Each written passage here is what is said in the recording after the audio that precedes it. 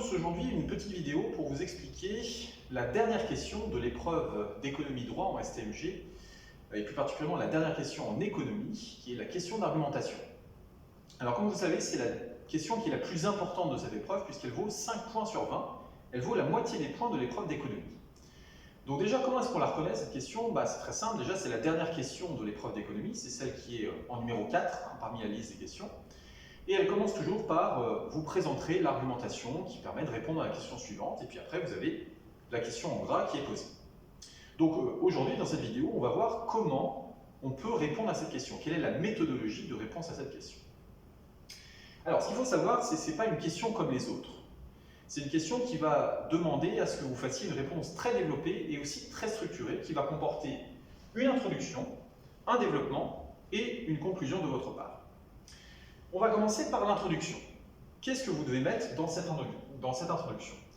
Première chose, c'est facultatif, mais c'est mieux si vous en mettez une. Vous pouvez mettre une accroche au début de cette introduction.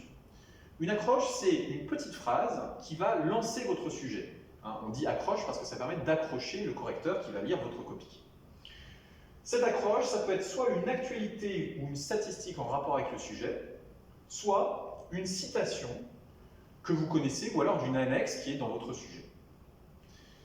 Ensuite, l'étape la plus importante dans cette introduction, c'est de définir les termes du sujet. Pourquoi je dis que c'est la plus importante? Parce que vous avez 1,5 points qui vous sont donnés là-dessus. Donc vous ne pouvez pas vous permettre de sauter cette étape. Alors, qu'est-ce qu'on entend par la définition des termes du sujet? Dans la question qui vous est posée, vous avez des mots-clés économiques, c'est-à-dire des mots-clés du cours qu'il va falloir que vous définissiez. Donc, je vous ai donné un exemple de question d'argumentation qui peut être posée au bac, qui se trouve ici. Les ménages épargnent-ils pour un motif de précaution? Eh bien ici, vous voyez que vous avez plusieurs termes économiques. Par exemple, les ménages. Les ménages, c'est un terme économique qu'il va falloir que vous définissiez. L'épargne. L'épargne, c'est également un terme économique qu'il va falloir définir. Et enfin, le motif de précaution. Ensuite, une fois que vous avez défini le terme de sujet, vous devez rappeler la problématique. Là, vous n'avez rien de spécial à faire, il suffit de recopier la question qui vous était posée mot pour mot, vous n'avez pas à la reformuler. Et enfin, vous annoncez votre plan pour répondre à cette problématique. On va justement parler de ce plan. Ce qu'il faut savoir, c'est que la question d'argumentation au bac d'éco-droit, c'est toujours sous la même forme. C'est toujours une question par laquelle on peut répondre par oui ou par non. Par exemple, on ne peut pas vous poser une question du type « Quels sont les motifs de l'épargne ?» Parce que ça supposerait de faire une liste. On ne peut pas répondre par oui ou par non à cette question. Donc il n'y a pas de surprise, votre plan, ça sera toujours le même. Dans une première partie, vous répondrez oui à la question, vous présenterez les arguments pour. Dans la deuxième partie, vous présenterez les arguments contre. Vous irez donc nuancer votre première partie. D'où le plan ici, oui, mais. En tout, il va falloir que dans le développement, vous trouviez 4 arguments.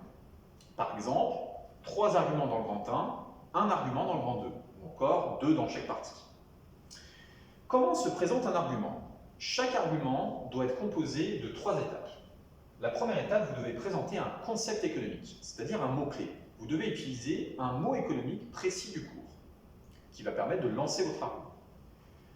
Dans une deuxième étape, vous allez devoir expliquer ce concept économique. Vous allez devoir le définir et expliquer en quoi il répond bien à la problématique qui vous est posée. Vous allez devoir montrer en quoi votre argument est pertinent.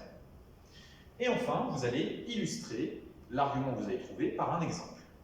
J'insiste sur le fait que l'exemple ne doit arriver qu'en dernier.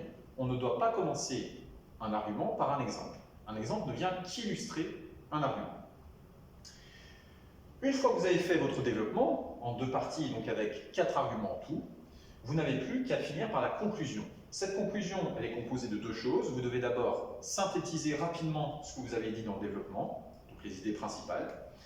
Et enfin, vous devez éventuellement donner votre avis personnel. Vous devez dire, voilà, je penche plutôt pour les arguments pour ou plutôt pour les arguments contre et justifier rapidement votre prise de position.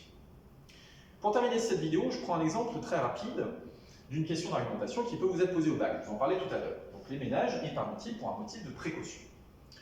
Donc, dans le développement, vous voyez que le grand 1, il va consister à répondre oui à cette question. Donc, il va falloir que vous montriez que les ménages, ils épargnent surtout pour un motif de précaution.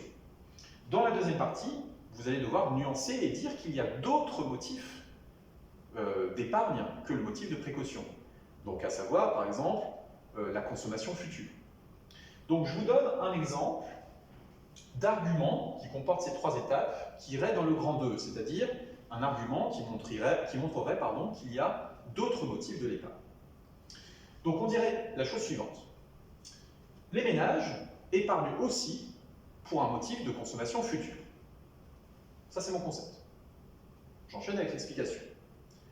En effet, les ménages peuvent placer de l'argent de côté parce qu'ils souhaitent effectuer un achat très coûteux à l'avenir. Ça, c'est mon explication. J'ai défini le concept de consommation future et j'ai montré que ça répondait bien à la problématique puisque c'est un argument qui montre qu'il n'y a pas que le motif de précaution. Et je termine par un exemple. Par exemple, un ménage qui voudrait acheter un logement qui vaut 150 000 € va devoir d'abord épargner sur son compte bancaire avant de pouvoir l'acheter. Il fait donc une épargne en vue d'une consommation future. Donc vous voyez que chaque argument doit être composé de ces trois étapes pour que vous ayez des arguments complets, exhaustifs et qui vous rapportent un maximum de points. Voilà, donc ça sera tout pour cette vidéo de méthodologie. J'espère qu'elle vous aura aidé à mieux réussir cette dernière question qui est posée au bac. N'hésitez pas à éventuellement poser des questions dans les commentaires. Merci.